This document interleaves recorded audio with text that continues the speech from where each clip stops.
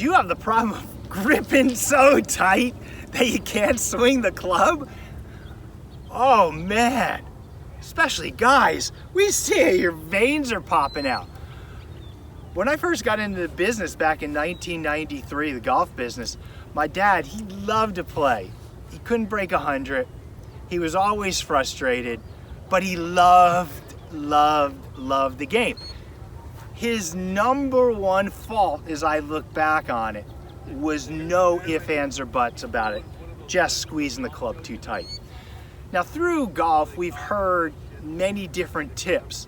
One that was going around when I was growing up was squeeze like you're holding a tube of toothpaste with the cap off, and you don't want to squeeze so hard that you squeeze all the toothpaste out.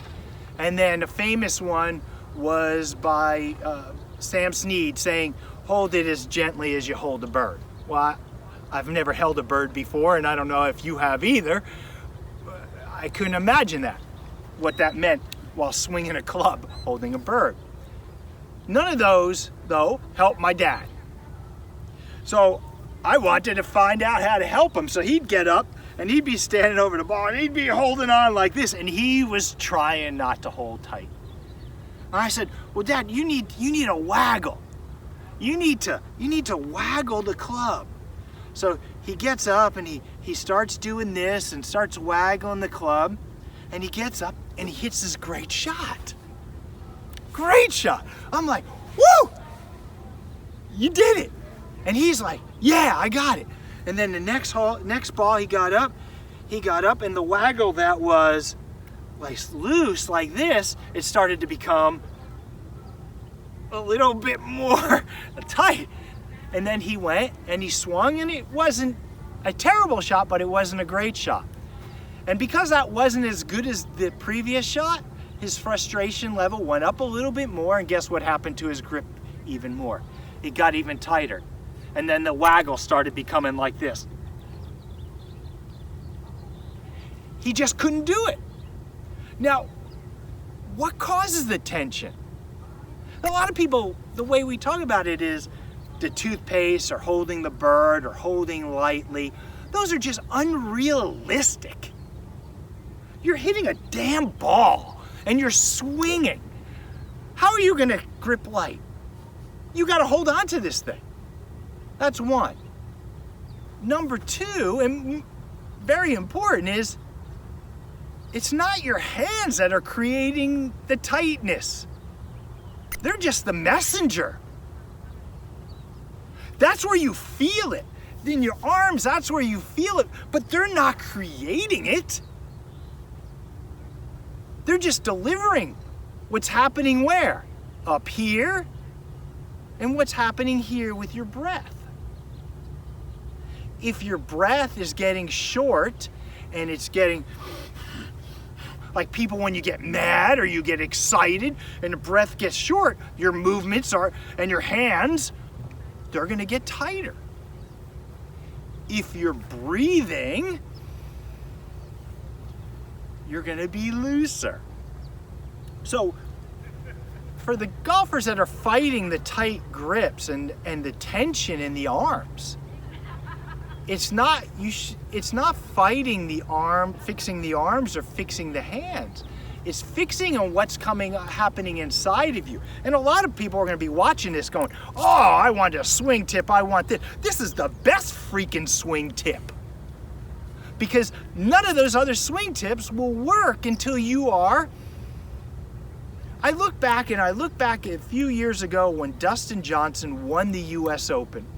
He had to go through a rule snafu, a blown US Open, I believe, the year before. This guy had so much pressure on him to win, and I believe it might have been, was it at Oakmont or was it a really good golf course? Tough golf course. But that dude stayed calm the whole time. And because of that, his swing stayed consistent. But when we see golfers on the golf course and they start breathing, their breathing becomes shallow, their grip becomes tight. And as their grip becomes tight, the club doesn't move through as freely and you hit worse shots. And the worse shots you hit, the more shallow your breath gets, and it just gets progressively worse. The best solution is to really breathe and focus on your breath for the time between shots. Don't think about how bad you hit it the last one, or I have a chance at par or birdie if I hit a good shot here. Those are natural. All golfers, all of us are having those thoughts. But the golfers that are able to play up to their expectations are the golfers that have a calmness inside. That calmness often comes from breathing. The anxiety we get on the golf course comes from half breathing.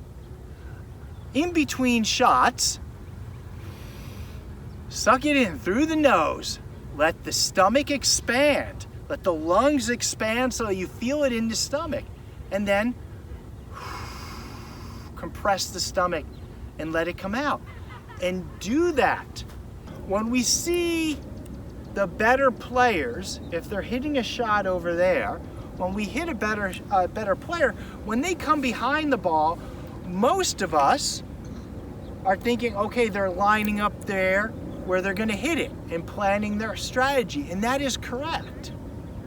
What else are they doing though? So that by the time they get up to the ball with these deep breaths, they're ready to hit the ball. The golfer that's running around and not really thinking and focusing anything on their breath, well, you are the golfer. You are the golfer that has the tension problem. Get rid of your tension. Inhale. Get rid of the tension. Exhale. This is Mark Solomon saying, from Golf Made Simple, saying you can get better at golf. And many golfers that are starting after the age of 40 or 45 are starting to play more, you get sometimes stuck on the mechanics too much. The mechanics are very, very, very important. But they only work if you have the calmness in your body to allow them. And that starts with your breathing. Thank you, Indian Wells Golf Resort. You have given us the most magnificent place to work. Thank you, Joe Williams and your staff here. Thank you, Troon Golf. And thank you for tuning in each week.